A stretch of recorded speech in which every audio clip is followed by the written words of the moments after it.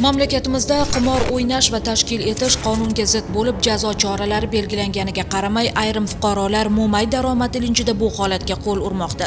Huquqbuzarliklar va jinoyatlarni oldini olish, jamoat tartibini saqlash va qonun ustuvorligini ta'minlash maqsadida Mirishkor tumani ichki ishlar bo'limi xodimlari tomonidan o'tkazilgan navbatdagi tezkor tadbirda qimor bilan bog'liq noqonuniy o'yinlarni tashkil etib kelayotgan shaxslar qo'lga olindi. Jumladan, tuman ichki ishlar bo'limi xodimlari tomonidan o'tkazilgan tezkor tadbirda tumanda istiqomat qiluvchi KMning yashash xonadonida Mirishkor hamda Kasbi tumanlarida yashovchi 25 va 37 yoshdagi jami 9 nafar fuqarolar qimor va tavakkalchilikka asoslangan o'yinlar tashkil etgani aniqlandi.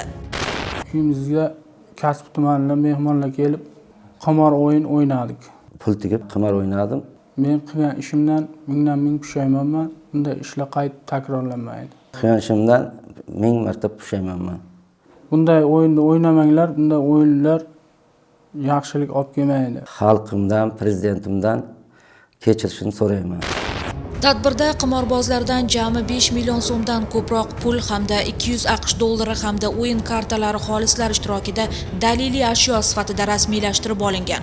Hozirgi kunda mazkur holat yuzasidan O'zbekiston Respublikasi Jinoyat kodeksining 278-moddasi 1-qismi bilan jinoyat ishi qo'zg'atilib, dastlabki tergov harakatlari olib borilmoqda.